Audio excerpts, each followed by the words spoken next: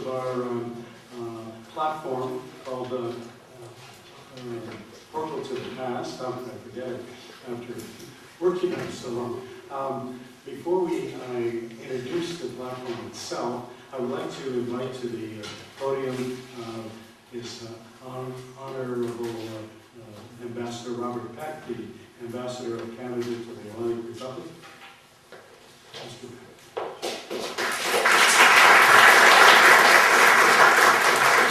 Thank you, Dr. Rupp. Bonsoir à tous et à toutes.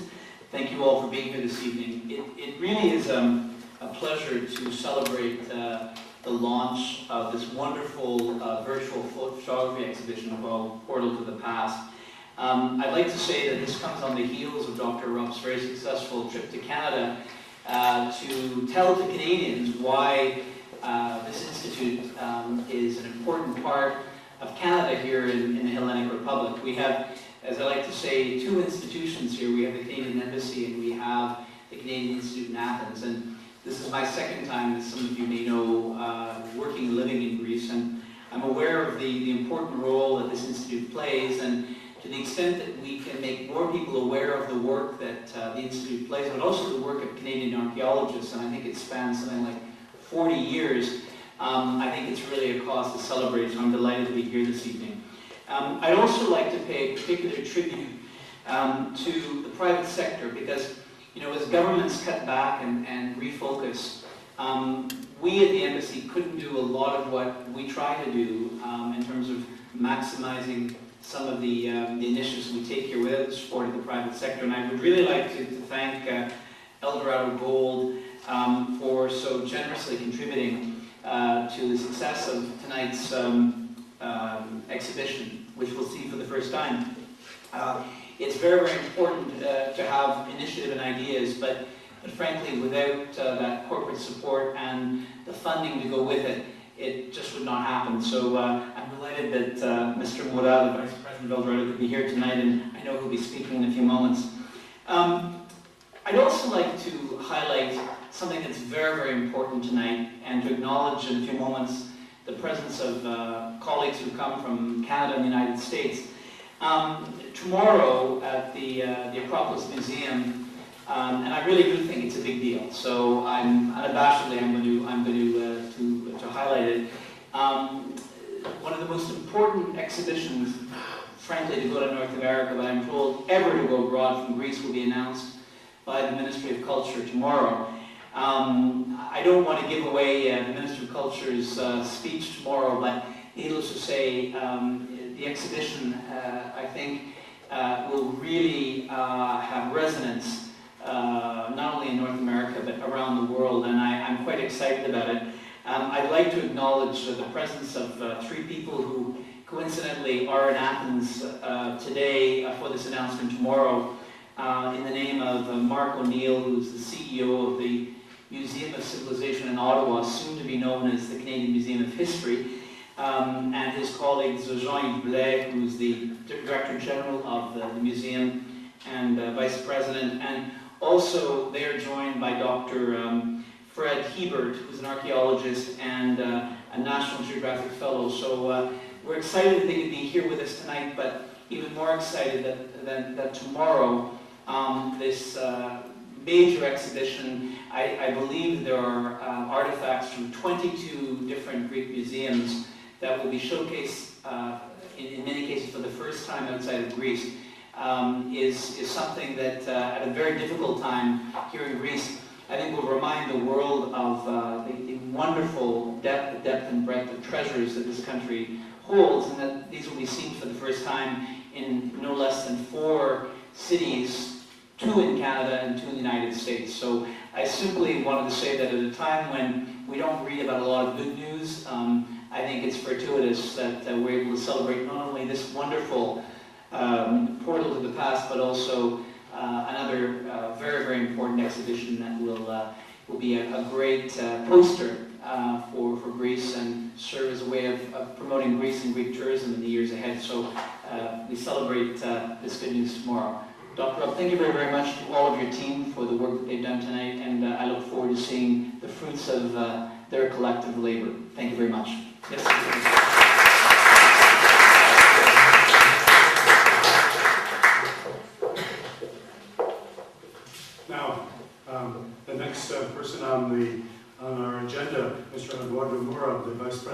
General Manager of Greece for El Dorado Gold Corporation from Vancouver is here, and Ambassador Peck has already given some hint as the reason why he's here. Mr. Mayor.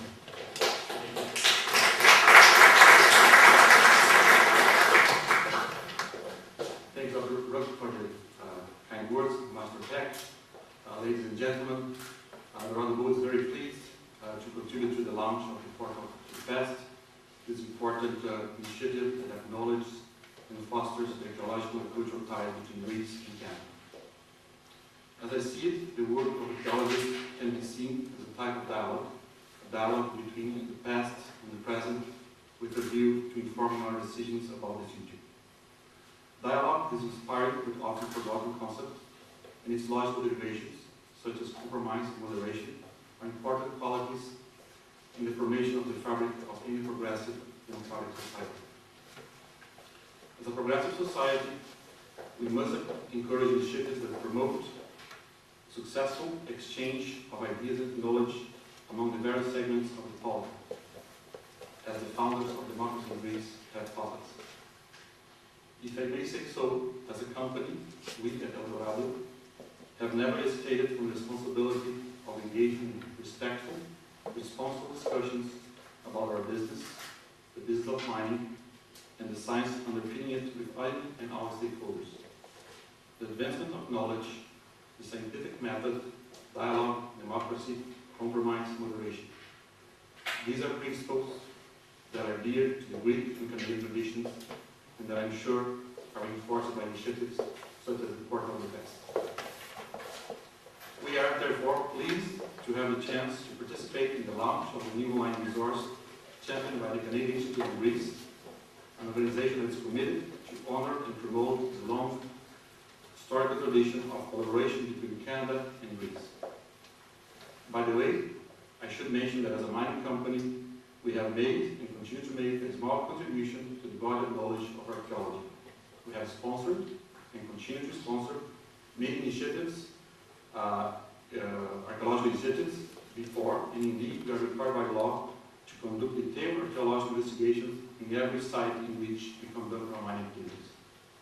In Halkidiki, our subsidiary, Alice Gold, employs currently 3 Greek archaeologists full-time, plus approximately 25 field workers to assist the archaeologists in their archaeological field work. To conclude, I wish the Canadian Institute success in the launching of the Portal of the Past. May the dialogue between the past and the present continue to the benefit of the future generation. Thank you.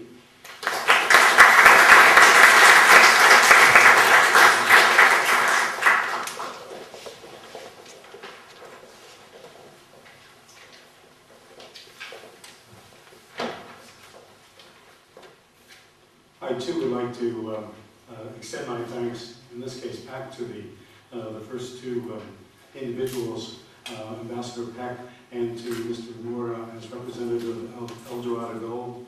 As you will see from my comments, they were important catalysts in making what we're going to present today possible. And I also like to thank the Board of Directors of the Institute for their support of this project and encouragement.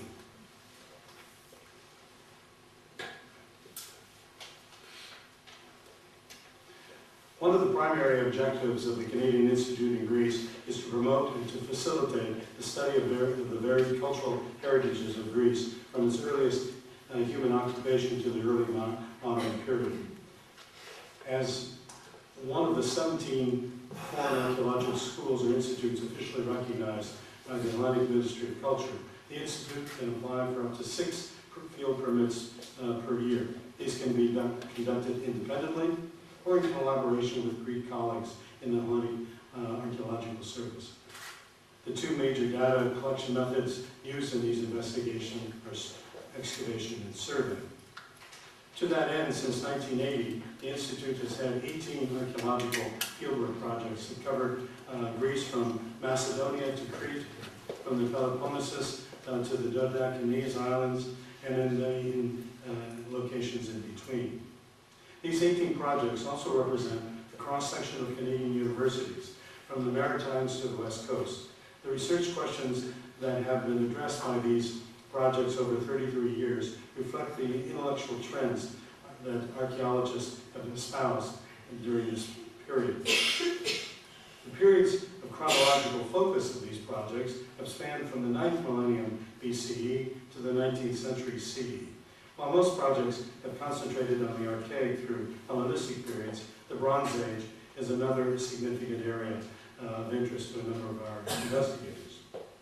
The predominant data collection methodologies that have been used are pedestrian surveying, remote sensing, and excavation. These techniques have been employed at a variety of scales, depending on the specific research objectives and the analytical approaches utilized by the individual projects. Directly related to conducting fieldwork is another important goal of the Institute. That is the dissemination of the results of the research conducted under the auspices of the Institute. Traditionally, the dissemination of the findings of archaeological fieldwork and ancillary investigations takes the form of scholarly papers, articles and contributions, monographs and books. The projects of the Institute have an admirable record in sharing their research in this recognized fashion. The question that the Institute sought to answer over the past few years was, how could a larger audience learn about the wealth of information that we have about our archaeological surveys and excavation, as well as their findings? Over the past 2 decades, there have been a steady creation on the World Wide Web of electronic portals to store and to make available collections of digitized cultural heritage in various formats. These portals range from the archives of a single private institution to international aggregations of public collections of material cultural objects. Examples of the latter include the Europeana and the Carrara portals of the European Union. The underlying rationale for such efforts is the desire to make accessible to the public as widely as possible the material culture collections, library holdings, and archives across the spectrum of the cultural institutions, local and national, public and private, small and large. These institutions serve as the stewards of the world's vast cultural heritage. Such proactive stewardship is one of the core responsibilities of these institutions. The Institute's Portal to the Past is designed to focus, is by design a focused hybrid aggregator in the digital continuum from Flickr or Instagram to Europeana or Carrara. As an educational as well as a research institution, we have long sought to share the results of our activities and our fieldwork with as wide an audience as possible, both in Canada and in Greece. The prescient idea of Ambassador Peck 2 years ago was first to have a traveling photographic exhibition here in Greece and in Canada, highlighting the Institute's archaeological accomplishments in conjunction with the celebration of the 70th anniversary of the formal establishment of diplomatic relations between Canada and Greece in 1942. It then evolved, as he mentioned, into a virtual photographic exhibition online. This desire to reach out to Canadians and to Greeks alike concerning our fieldwork coincided with the Institute's efforts to organize and to digitize its archives, especially those relating to its archaeological projects. The generous financial intervention by Eldorado Gold Corporation made this undertaking possible. The present Portal to the Past that we have crafted over the past year is both a realization of Ambassador Peck's dream and a major stride forward towards the fully digitized online archives of the Institute. The dedicated members of this team that did this work are mentioned in the acknowledgments on the site, and also it will be on the last slide as well. The portal, as I will demonstrate presently, has 2 primary functions. The first is to present a concise synopsis of the research of each of our 18 fieldwork projects in terms of why, where, when, who, from where, and how. The complete list of publications of each project is also given. This information provides the essential background overview with which users can contextualize the images contained in each project's collection. The second component is a broad selection of images that illustrate the geographical situation of the fieldwork, excuse me, the data collection methodologies used, the recording techniques employed, the architectural remains uncovered, the variety of artifacts recovered, visualizations of the architecture and the artifacts, the people who excavated the work, and the ambiance which this was done, the local color. In integrating these two components, our aim was to craft a user-friendly content management platform that enables the user to obtain an accurate, multifaceted impression of what each project sought to accomplish, how this was achieved, what they found, and their most important conclusions that came from the research. Finally, the portal contains information and images from the Frederick E. Winter black and white negative collection, which is in our archive. This collection relates to the late Professor Winter's lifelong study of Greek and Roman fortifications and Hellenistic monuments. As the portal in its final form will be trilingual, English, French, and Greek, it will make this overview of Canadian and Greek-Canadian archaeological fieldwork accessible to a much wider audience than now is present. In doing this, the Institute is sharing its Canadian perspective on the rich and varied cultural heritages of our host country, Greece, over the millennia. What I'd like to do, originally we had planned to walk through the site live. However, the Wi-Fi is not working today, so what we will do is walk through it in PowerPoint form, which is close but not exactly the same experience. Our colleague here, Miles, is going to move through. So, the home page, we see the home page here. If you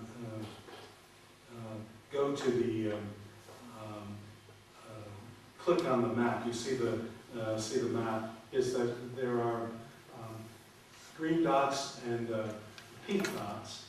The green markers are for projects, and the green dots are for sites. So that this is a quick view of what is that project. You can, and you'll see on the site, that anything that's in light blue is a live link, so that you can go directly to that, and from that you can get back as well as go elsewhere, so that you don't have to follow a hierarchy, you can follow your wings. So we have, this tells us about one of the projects left of us. Let's go to the site, and all the sites in green. Most of these projects, the difference I should mention between a project and a site. A project could only focus on one archaeological site, but generally speaking, projects have a wider view. A site for us in this portal is one where we have information that comes from a specific geographical location where our projects have worked at, and we want to refer to it specifically. So a survey, a scatter of sherds that found on a survey, which we have no illustration of, it will not be recorded as a site. And also it would mean that only sites that the Canadian Institute has dealt with are in fact in the portal. So other sites nearby are not included. So what we have here then is the being able to again go to the site and then from there to other places. Next, please. Now, the site is partially trilingual, and it will soon be more trilingual, so that you'll be able to see in French, next, and in Greek, and that this is one of the features that we are going to be very proud of when it is fully implemented. Next. About the portal is an important page to go to, because it explains what the menu at the top is about. And this is what you, probably many males in the audience wouldn't do immediately, but it is advised that you read about the portal so that you understand our thinking and what is meant by the terms. So this is about project. It explains what this is. Projects are big enterprises which can have components to them. In other words, a project can have a survey and it can have an excavation. Those are two separate components. An excavation can have excavate 3 buildings. And then there would be 3 subcomponents, so that one can follow this down, but at any time one can also go to other issues. So this explains it next. One of the purpose of the portal, as I mentioned, was to make this available. This is for personal use. We have adopted the Creative Commons license, which requires people to acknowledge the source of the images if they use them, and in any format. On the other hand, we also welcome people asking to use higher quality images without watermarks, and that is negotiable, and that you would contact us about. But in general purpose, this is not designed to, is not intended to go viral on every site across the world. It's for personal use, educational use. Next.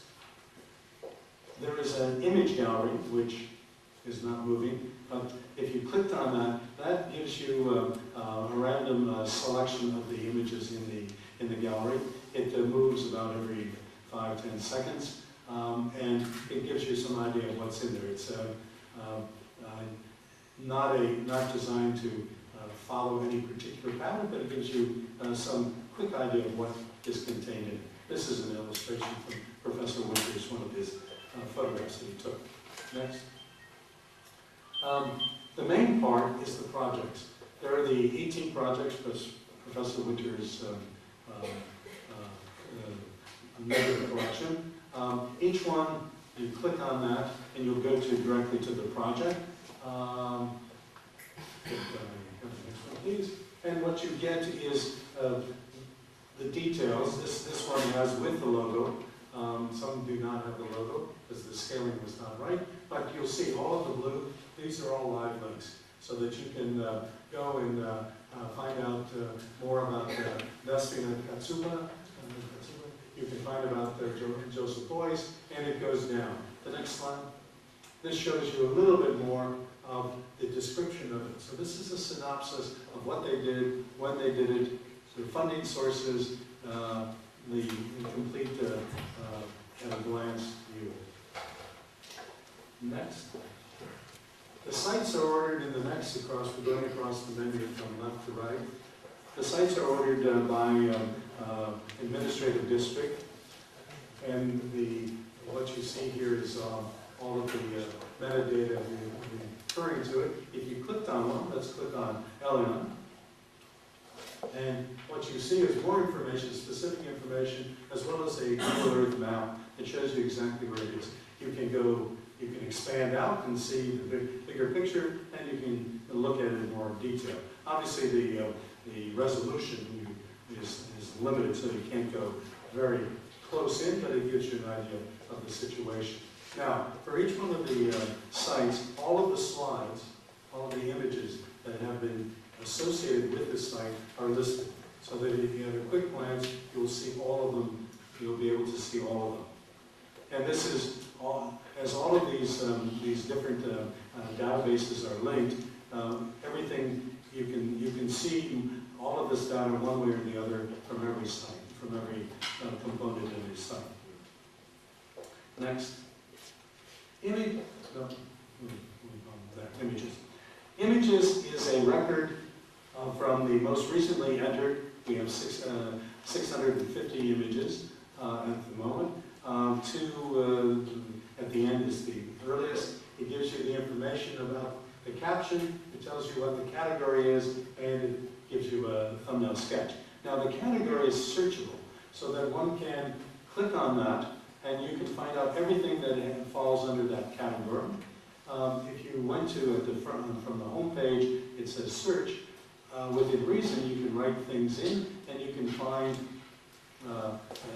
matches to that, so that you're able to, if you're looking for specific information, all of these links will give it to you. Next. Well, can we go back? The category, again, as I said, goes deeper and shows more. So each one of these will have a list behind it. There might be just one, who fall under that category. You see some of the object types that are on the left. These are ones where you see site plan. There are 75 images in the portal that have something to do with the site plan. Next. The finds, these are the archaeological artifacts and can be equifacts that we have cataloged. These are representative of what is being found. The portal is not intended to be a complete presentation of all of the archaeological material that was recovered at the site. That is not one of the goals, but what it is trying to do is give you a representative sample of the material that especially the excavators think is important, is significant for their conclusions. And again, we have material, you have what it is described at, what its fate is, and also the project from where it came from. And again, you can see the hierarchies, the categories on the left for this. And this is, what we did was we utilized various dictionaries, lexicons, for our purpose. The British Museum, the BSA, there were a number out there, and we modified them to fit the kind of material we had, so that this is, again, not a complete British Museum dictionary for all possible material culture. Next. The archives, this is the core of the portal. And what I mean by core is that this is all of what you're seeing as images and as finds relate to the archives. This is where the metadata, the basic data about the original image, drawing, plan is. And it's since we are the difference between the archives is we could have a pen, an ink on vellum plan of the site, which obviously we can't show in this. But if someone took a picture of it, then that is we talk about the original is the pen and ink on vellum, that's in the archive, and the image is the image of that. We also now, since many projects no longer use physical methods such as that to do their drawings, is that they create electronic drawings in TIFF, usually TIFF format, so that the original would be in TIFF, but Drupal, our platform, doesn't take TIFF, so that it's been converted generally into a JPEG or a PNG file. So again, one would see a slight difference between this. This is why we are not Flickr and why we are somewhat Carrera or Europeana. We are next. The people. One of the things that archaeology is, it's done by humans, and many projects have large numbers of people participating in them. Some of these people, in fact, participate on many projects. So every person who is considered by the project to be a person of significance, these are the projects. Anyone who has published is in this, so that you're able to find out. It's not a complete CV. I don't have a picture of it, but if we went to any one of them, you get a picture, you get their title, you have their email address, you have their affiliation, you have their area of expertise, and the projects they worked on. Now, this again allows you, in the case I was planning to show you Alan Johnston from UCL, Institute of Archaeology. And one of his areas of interest is classical ceramics. So that's one area. He's also Hellenistic ceramics. So if you clicked on classical ceramics, what you'd end up seeing is other people who, in fact, also do classical ceramics. So you're able to see who are on this. And in the case of Alan Johnston, he's only been on one project, the Antikythera survey project, but some people have been on many projects. next. Now, institutions is somewhat of a catch-all because it refers to the affiliation of the people, but it also refers to funding sources. We put it here so that any funding source is located in here. Any institution of affiliation, such as the University of Alberta, we have a representative here, University of Alberta, that was one of my clicks would have been on the University of Alberta, and we can see who is associated with the University of Alberta. And again, we can go from there. Now, what one starts to see here, and both through people as well as through institution, is how globalized even Canadian archaeology is in Greece. Is that many of these people, while many are Canadian and many are Greek, there are many Brits, there are many Americans, etc. So that archaeology here in Greece is a very globalized institution, and in most projects, I think from many of our colleagues in other foreign schools would have the same kind of thing. Now, if we clicked on American School of Classical Studies, we find a number of people. If we clicked on archaeological field schools, which is used these days as a funding source, we'd see that most of our projects, in fact, have used this. So that this is one way of checking. Another one that I was going to search was, which we can't do the search function, was the Social Sciences and Humanities Research Council of Canada. One of the prime Canadian funders of humanistic work here in Greece, and one will see how many of our projects, in fact, have received funding from SSHRC, as we call it, Social Sciences and Humanities Research Council of Canada.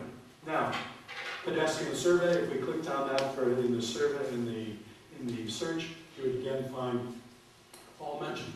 What it brings out, I'm sorry that we can't do this, is that in the descriptive text for each project, those words are also reflected in the search.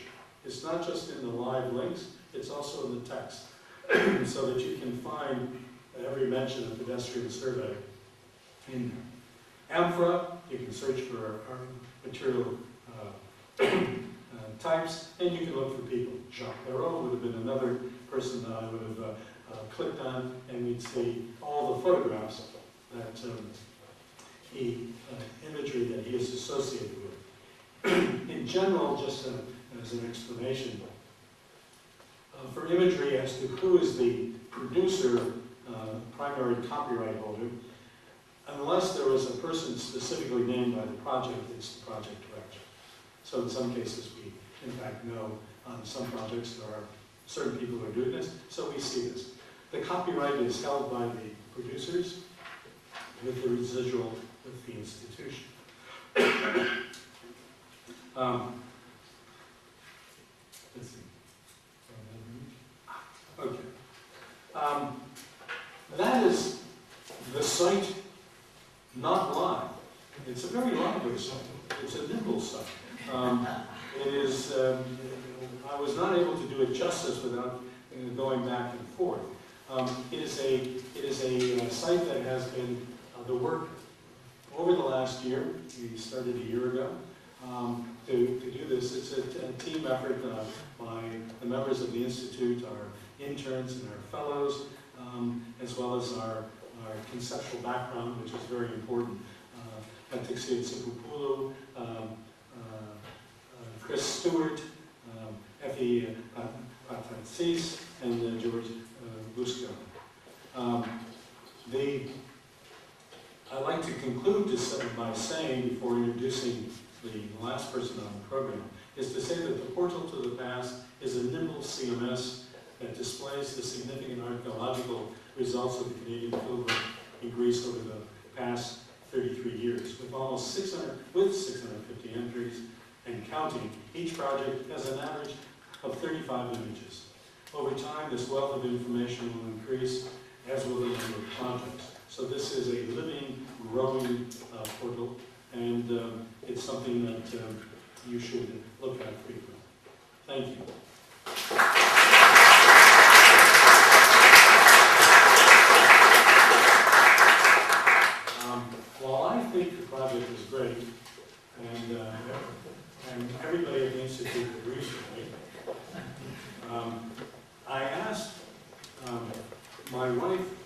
suggest someone who could appraise this as an outsider, since we are,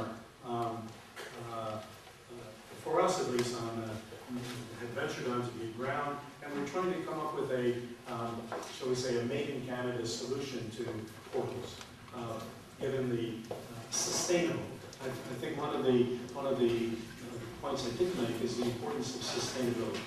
In other words, this portal is sustainable within the Institute, and we will be able to maintain it, I believe, as a core activity in perpetuity. So that my wife immediately suggested an individual who's sitting in front of me, Dr. Agiaki Bernardu. She has her MA, BA, MA, and PhD in ancient history and archaeology from King's College London. She considers herself an ancient historian as well as a classical archaeologist. She's worked for the Ministry of Culture in various capacities relating to digitization.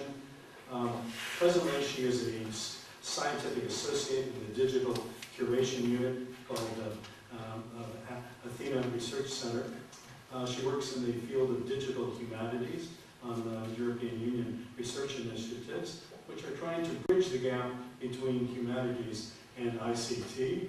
And looking at her, if you Google her, you see she's been very active, both in conferences and papers and publications, but also in citations of what she's done. So that what I'm introducing is a very well-connected, one has to be in the digital world, well-connected individual in the area of both cultural management, curation of digital heritage, as well as an ICT. Thank you, ma'am.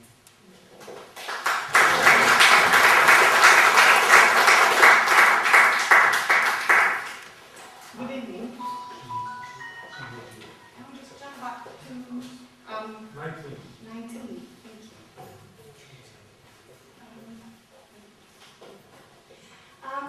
Thank you. Well, it's both an honor and a great pleasure to be here today. And let me explain myself first. It was just a short 12 years ago that, as an undergraduate, I actually volunteered at the Canadian Institute's library and worked with Jonathan Tomlinson, who's somewhere here, over there. That was 12 years ago, and it was a valuable experience back then. But the great pleasure lies elsewhere. For the best part of my professional life, even though my background is indeed in the humanities, I have been working in a so-called new field, which is called the digital humanities. Now, it's already 40 years old, but still considered new amongst humanists. So, what I have been trying to do in the context of large EU initiatives such as the Europeana portal, which has just been mentioned before, is trying to figure out ways in which technology and the ever-expanding digital world can support humanities research, in more particular history and archaeology. I have been trying to map out, analyze the needs, the so-called user requirements of humanities scholars, mainly historians and archaeologists, but not just them, in order then for the developers, or as we humanists call them, the techies, to translate what we give them into tools, services, repositories, databases, whatever else we ask them for, and we think they can make it. So now, what do you think is the first and foremost user requirement one comes across? Well, if you make an educated guess, I guess you find it. It's access to the content, access to the material, find out what's there, and actually get to use it. Unhindered access to content, which will enable users, archaeologists, researchers, to gather, view, make effective use of digitized material. Going through Portal to the Past, I was actually immersed at how much material has been gathered in there, 18 projects, that's really, really impressive. and how easy it is to search across multiple distributed data sets, texts as well as images, so very diverse objects. And Portal to the Past does provide online access to both archival, that's at 26, but I keep asking you to go back and forth if that's okay. That's archives, as Professor Rapp just showed, archival as well as archaeological resources, which is 25. Relating to the material of the Canadian Institute all over Greece. Now, what's interesting is that, of course, this material ranges from the depths of prehistory to much more recent periods. So this means that you will be getting users stemming from multiple backgrounds and archaeological sub-disciplines who will eventually interact with Portal to the Past, asking all sorts of research questions, which I guess you'd like them to, following diverse goals, building on dissimilar data and methodologies, because not all archaeologists work in the same way, I can assure you, and employing various entry points within the portal. Which brings me to the friendliness of the interface. Those of you who have used portals to big volumes of content, such as Europeana, for example, again, you usually must have tried to fight against incomprehensible links. So what does this mean? Let's look. No, not you. Endless lists of vocabularies, broken connections between data, and so on and so forth. So I was looking at the portal and I could not help noticing that the information architecture, it's easy to navigate through. And you can make both a structured navigation, that's for example if you go from 19 to 20, so basically you find a project you're interested in and you just click on it, and then at 20 you just find the project and you find all the relevant information. So for example, if you're researching the Kalamianos Harbour, then you can just focus there. But at the same time you can browse, you can berry pick, you can chain. So basically you can click here and elsewhere and keep finding new stuff. And this is particularly important for archaeologists because serendipitous discovery is one of the key methodologies within the activity of searching in archaeological research, which is, of course, fundamental. Okay, now that I have spoken about content, I've spoken about interface of the portal, please allow me to introduce another concept which Professor Rapp briefly mentioned. And to me, and I guess to all archaeologists, is of equal importance to the previous one, that's metadata.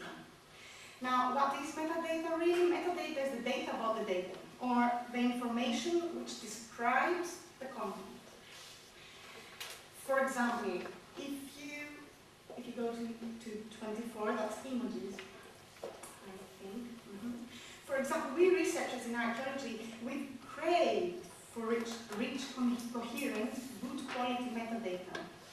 So basically, we are looking for more information which will be fleshing out the content itself, the object of research itself.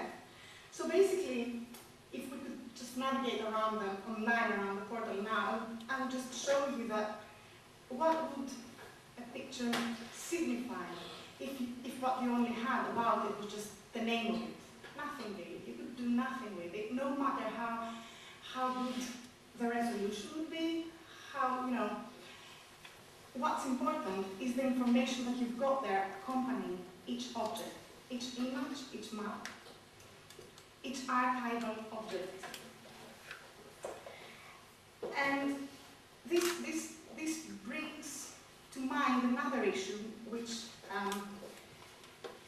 also impressed me with Portal to the Past is this. Okay, I guess everybody in here has been to a museum, so you must know what I'm going to talk about now. You've often experienced looking at a magnificent find which is set within a glass frame, often with a short description in a tag below. So you stand there in front of it and you just admire it per se, but you cannot make any connections between this object and the one standing right next to it. That's right.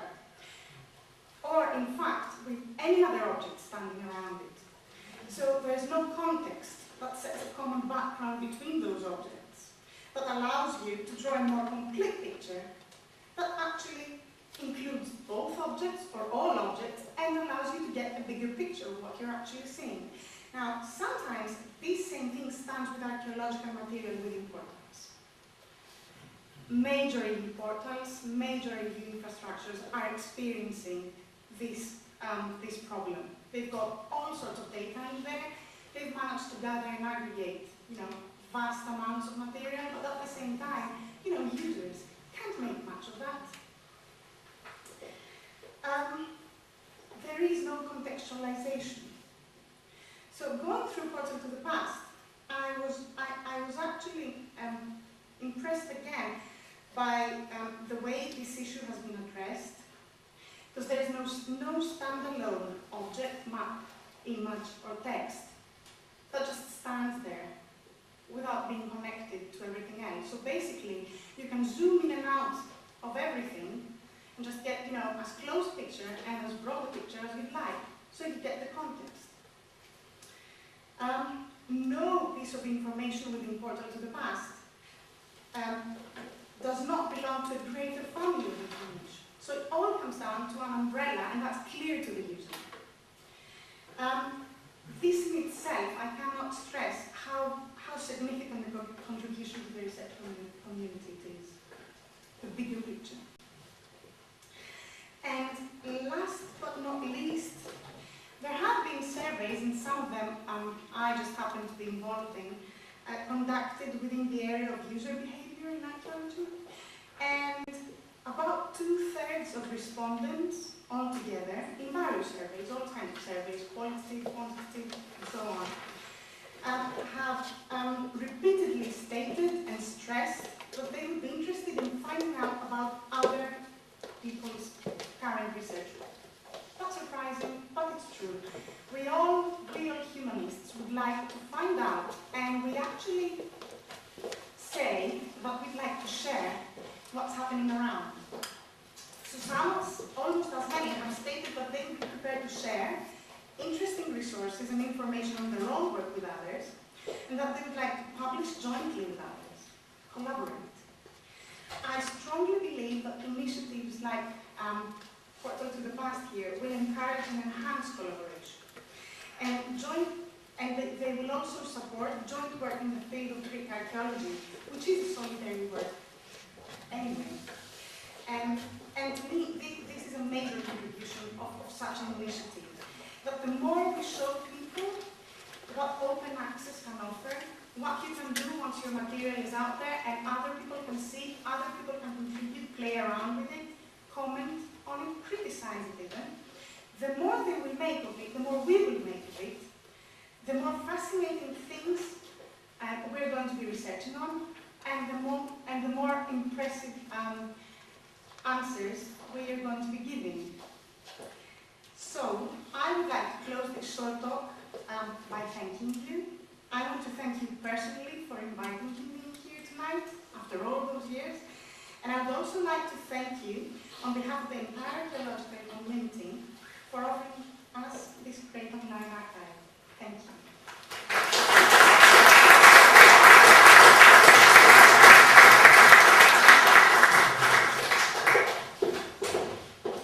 I just met her today.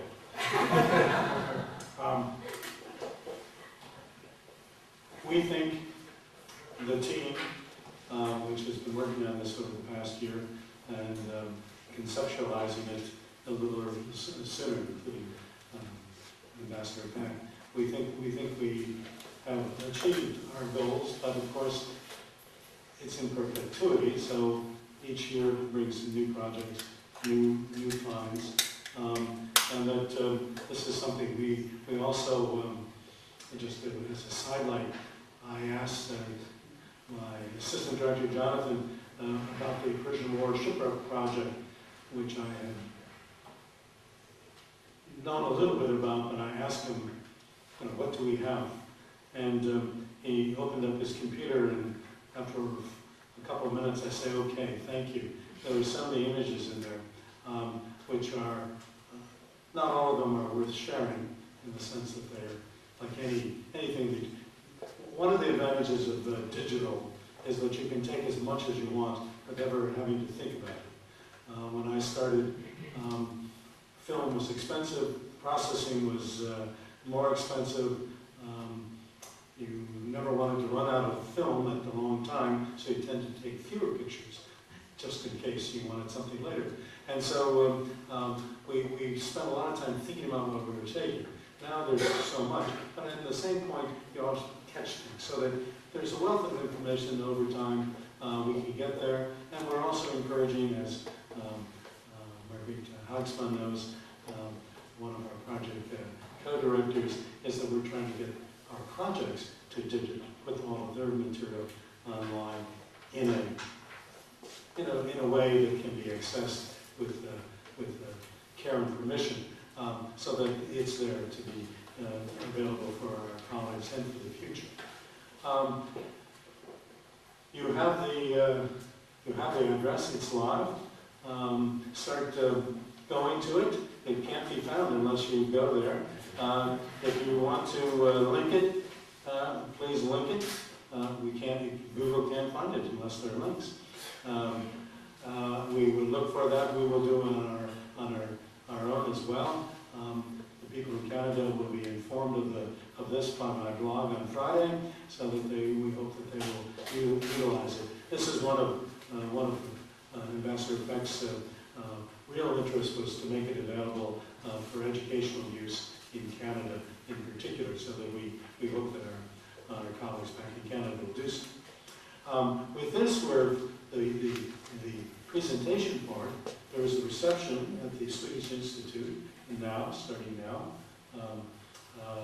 Miles will be glad to take those of you who don't know where the Swedish Institute is. He will lead you over, and we hope to come over. There will be, we hope, we'll have to see, we hope that there'll be a laptop with the site online, so that you can look at it, and I'll be glad to answer questions at the Institute.